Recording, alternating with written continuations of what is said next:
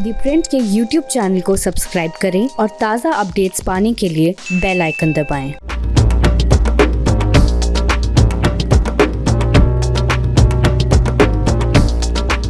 स्वागत है आपका प्योर पॉलिटिक्स में। और आज हम बात करेंगे कि आखिर पूरे देश में ऐसा कौन सा मुख्यमंत्री है जो 2024 में नरेंद्र मोदी को टक्कर दे सकता है। ढेर सारे मुख्यमंत्री हैं और सबकी अपनी आकांक्षाएं हैं, एस्पिरेशन हैं, लेकिन ऐसे कौन से मुख्यमंत्री और उनकी प्रोबेबिलिटी क्या है। और ये बात मैं ऐसा क्यों कह रहा हूँ, क्योंकि अगर पिछले कुछ दिनों के आप उदाहरण को देखें, ट्रेंड को देखें, तो जिस तरह से ममता बनर्जी और अरविंद केजरीवाल, ममता बनर्जी पैन इंडिया अपनी अपील और एस्पिरेशन को लेकर अलग अलग राज्यों में दौरे कर रही हैं, या फिर उनकी पार्टी के जो दूसरे सदस्य हैं, सांसद हैं, अभिषेक बनर्जी हैं, वो दौरे कर रहे हैं। पश्चिम बंगाल के अलावा असम, त्रिपुरा, इन राज्यों में ममता बनर्जी का स्टेक या फिर इंटरेस्ट डेवलप हो रहा है।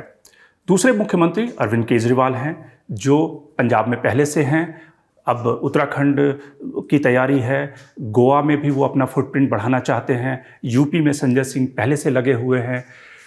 इसके अलावा जो बाकी मुख्यमंत्री हैं वो क्या कर रहे हैं और क्या उनकी आकांक्षाएं या एस्पिरेशन है नरेंद्र मोदी को 2024 में टक्कर देने की, या फिर एक जो कोलिशन बनाने की बार बार बात होती है, चौथा मोर्चा, तीसरा मोर्चा, पांचवा मोर्चा, उसमें ऐसे कौन से मुख्यमंत्री हैं जो सचमुच नरेंद्र मोदी को टक्कर दे सकते हैं। तो क्या है इनकी पॉलिटिक्स, और क्या सचमुच ममता बनर्जी 2024 में नरेंद्र मोदी को टक्कर देनी पाने की स्थिति में होंगी, या कम से कम जो मोर्चा होगा उसका प्रमुख चेहरा, प्रमुख फेस, मेन फेस के रूप में वो इवॉल्व हो सकती हैं। कितनी संभावनाएं हैं उनके पास में। तो प्योर पॉलिटिक्स में बात इन दो चेहरों की और 2024 की राजनीति की।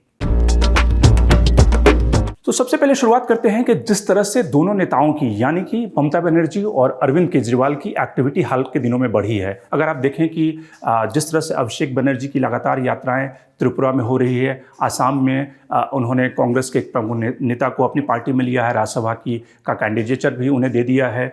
तो ममता बनर्जी का जो कैलकुलेशन है कि वो बंगाल के अलावा, यानी कि बंगाल में अभी भी उनके पास 22 सीटें हैं, बंगाल में अगर वो आधी से ज़्यादा सीटें जीत पाने में कामयाब होती हैं, और ख़ास करके 2-3 राज्यों में अगर अपना फुटप्रिंट बढ़ाती हैं, आसाम, त्रिपुरा, नॉर्थ ईस्ट के कुछ और राज्य, गोवा में कल उनके डेरेक ओब्रायन कल गोवा में थे, वहाँ पे गोवा में संभावनाएं ममता बनर्जी तलाश रही हैं कि किस तरह से पार्टी वहाँ भी, चूँकि उन राज्यों में ममता का ज़्यादा इंटरेस्ट है जहाँ की पॉलिटिक्स काफ़ी क्लोज कॉन्टेस्ट के रूप में बाइपोलर होती है, और जहाँ पर बहुत कम वोटों से दोनों जो पार्टियां हैं हारती या जीतती हैं। जैसे मसलन गोवा की अगर राजनीति को देखें तो वहाँ पे जो कॉन्टेस्ट बीजेपी कांग्रेस के बीच में और एनसीपी के बीच में होती है, वो बड़ी कांटे की टक्कर होती है, और वहाँ पे 2000, 1500, 3000 वोट काफ़ी मायने रखते हैं, क्योंकि 12-15 हज़ार ही टोटल पोल होता है। तो वहाँ पे अगर एक चौथा प्लेयर आ जाए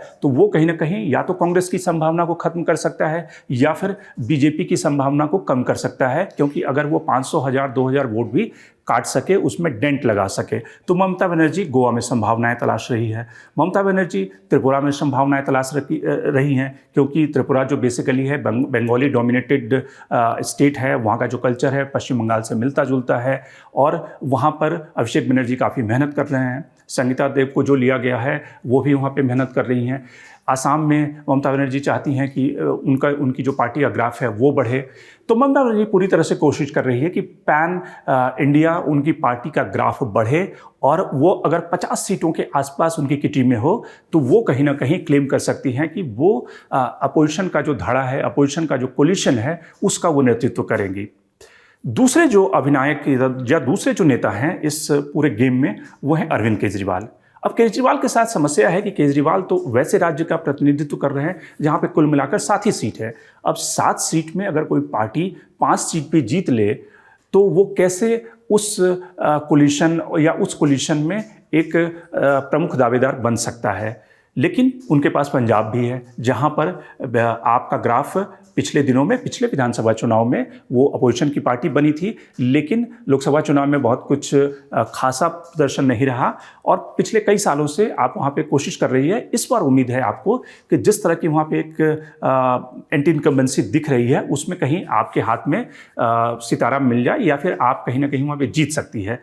तो पंजाब, दिल्ली और जहाँ पर उत्तराखंड में आप कोशिश कर रही है, क्योंकि उत्तराखंड की जो पॉलिटिक्स है वो भी बाइपोलर पॉलिटिक्स है और वहाँ भी बहुत ही नैरो मार्जिन से जीत हार का फैसला होता है। तो आपको लगता है कि वहाँ भी उनकी कहानी या फिर वहाँ भी दाल गल सकती है। तो अगर आप पंजाब, दिल्ली, उत्तराखंड और यूपी में अगर कुछ सीटें पाने में कामयाब हो जाए तो आप भी एक प्रमुख दावेदार के रूप में इवॉल्व हो सकती है। लेकिन केजरीवाल के साथ समस्या क्या है और ममता के साथ समस्या क्या है, इसका भी जिक्र करेंगे। और बाकी जो दावेदार हैं नरेंद्र मोदी के सामने, उनके जो चैलेंजर, उनके बारे में भी बात करेंगे। इन दोनों को छोड़कर अगर बाकी मुख्यमंत्रियों को देखें तो बाकी मुख्यमंत्री आराम से अपने अपने राज्यों में अपनी सत्ता संभाले हुए और आराम से वो केवल अपने राज्य की सत्ता की फिक्र कर रहे हैं। जैसे नवीन पटनायक की उम्र 74 साल होगी और नवीन पटनायक अपने राज्य उड़ीसा को छोड़कर बाकी किसी राज्य में अपना फुटप्रिंट बढ़ाना है, इसको लेकर कभी भी उन्होंने कोई कोशिश नहीं की और उनका एजेंडा भी नहीं है, इंटरेस्ट भी नहीं है कि उड़ीसा के बाहर वो अपने पैर पसारें। जगन मोहन रेड्डी की बात करें कि एब्सोल्यूट और एक प्रचंड बहुमत के साथ वो सत्ता में हैं, लेकिन उनका भी कोई इंटरेस्ट नहीं है कि वो अपने राज्य के बाहर किसी दूसरे राज्य में अपने पैर को पसारें। केसीआर भी अपने राज्य में सत्ता में हैं और उनका इंटरेस्ट भी नहीं है कि वो आइदर साउथ इंडिया के किसी स्टेट में अपने पैर पसारें या नॉर्थ इंडिया में दखल दें। इसके अलावा तमाम अगर मुख्यमंत्रियों को देखें, नीतीश कुमार की थोड़ी बहुत इच्छा रही है, लेकिन उनकी पार्टी कोई बहुत ज़्यादा कामयाब नहीं हो पाई है यूपी में, और यूपी में इस बार भी वो अपने कैंडिडेट खड़ा करेंगे, लेकिन बहुत ज़्यादा समर्थन मिलने की या सीट जीतने की संभावनाएं न के बराबर है। इसके अलावा आप देखें, नीतीश कुमार से लेकर आप बादल परिवार को देख लें, मुलायम सिंह यादव यानी कि अखिलेश यादव की पार्टी समाजवादी पार्टी को देख लें, या फिर लालू प्रसाद की पार्टी आरजेडी को देख लें, इन सारे जो पार्टियों के नेता हैं या फिर मुख्यमंत्री हैं, जिसमें कि केसीआर, जिसमें कि जगन मोहन रेड्डी, जिसमें कि नवीन पटनायक, उद्धव ठाकरे, ये सारे नेता हैं, इनके इंटरेस्ट सिर्फ स्टेट स्पेसिफिक है या उनकी जो आकांक्षाएं हैं वो सिर्फ अपने राज्य में अपनी सीटों को निकालने को लेकर है। पैन इंडिया अपनी एस्पिरेशन या बाकी राज्यों में भी वो उनकी पार्टी इवॉल्व हो, इसको लेकर कोई बहुत ज़्यादा इंटरेस्ट नहीं है और बहुत ज़्यादा उन्होंने मेहनत भी नहीं की है। तो एक तरह से ये सारी पार्टियां को हम निकाल देते हैं। अब सिर्फ बचते हैं दो नेता, जिसमें कि ममता बनर्जी और अरविंद केजरीवाल है, जिनका कि पैन इंडिया इंटरेस्ट है और वो उस पर मेहनत भी कर रहे हैं। अब सवाल है कि इनमें से कौन सा ऐसा नेता है जो अगले कदम की तरफ यानी कि दूसरी सीढ़ी को पार कर सकता है।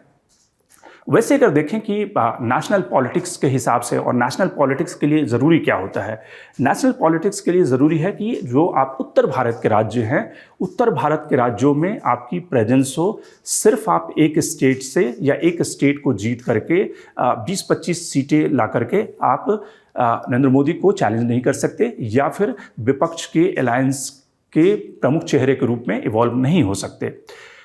क्योंकि ममता बनर्जी के सामने दिक्कत है कि ममता बनर्जी वेस्ट बंगाल में कंसंट्रेटेड हैं, पश्चिम बंगाल में है। पश्चिम बंगाल और दिल्ली की दूरी काफ़ी ज़्यादा है।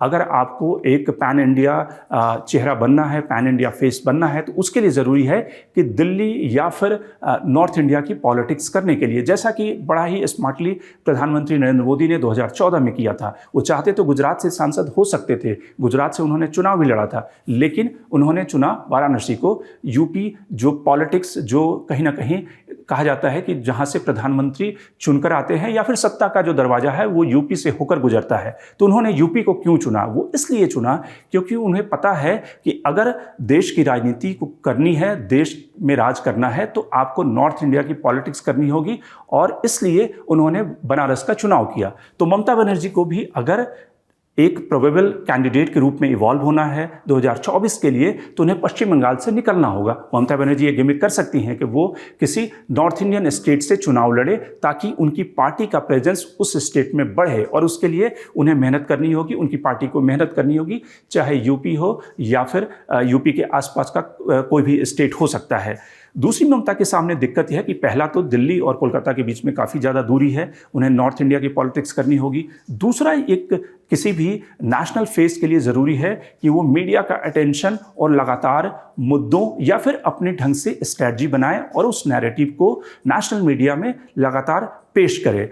अब बंगाल में बैठकर आप नेशनल मीडिया को नहीं चला सकते, इसलिए ज़रूरी है ममता को कि वो एक तरह से सेंटर में आकर अपनी पॉलिटिक्स को आगे बढ़ाएं। केजरीवाल के लिए बहुत आसान है क्योंकि केजरीवाल दिल्ली में बैठे हैं, वो यहाँ से दिल्ली की नेशनल मीडिया जो है वहाँ पर अपने एजेंडे, अपने नैरेटिव को फैला सकते हैं, अखबारों को ढेर सारे विज्ञापन दे सकते हैं, टीवी को कमर्शियल दे सकते हैं और इस तरह से अपनी एक पैन इंडियन इमेज बना सकते हैं। लेकिन उनकी लिमिटेशन ये है कि वो उनके पास में अभी सीटें नहीं हैं और आने वाले दिनों में भी कोई बहुत ज़्यादा सीटें उनके पास नहीं होंगी जिससे कि वो नरेंद्र मोदी को काउंटर कर सके। और दूसरी जो एक्सेप्टेबिलिटी, जो स्वीकार्यता की बात है, अगर कांग्रेस अपने दम पे 100 सीटें जीत पाने की स्थिति में होती है, वैसी स्थिति में वो ममता बनर्जी के साथ अलायंस करना ज़्यादा पसंद करेगी बनिस्पत की केजरीवाल के। तो इसलिए ममता कहीं ज़्यादा कांग्रेस को सूट करेंगे क्योंकि कांग्रेस अध्यक्षा सोनिया गांधी के साथ उनके अच्छे रिलेशन, अच्छी कोऑर्डिनेशन है। तो ममता बनर्जी कई मामलों में फिट बैठती हैं लेकिन कई मामलों में अनफिट बैठती हैं क्योंकि वो पश्चिम बंगाल के चश्मे से पूरे देश की राजनीति को देख रही हैं। केजरीवाल के लिए भी मुश्किल है। अब बड़ा सवाल ये है कि जिस तरह से पॉलिटिक्स इवॉल्व हो रही है और उससे भी ज़्यादा ये ज़रूरी है कि अगर नरेंद्र मोदी को चैलेंज करना है तो कांग्रेस को खास करके उन राज्यों में जहां पर 200 सीटों से डायरेक्ट उनकी फाइट है बीजेपी के साथ में, जहां 1-to-1 फाइट नॉर्थ इंडिया के उन राज्यों में है, वहां पर कांग्रेस अपने को मजबूत करे। वरना ममता बनर्जी कहीं ना कहीं इस जो प्रतिस्पर्धा है उसमें कहीं ना कहीं बाजी मार सकती है। Shankar Animesh, the print. लेकिन आप हमारे YouTube चैनल को सब्सक्राइब करना ना भूलें और अपने कमेंट्स, अपने रिएक्शन लगातार हमें भेजते रहें।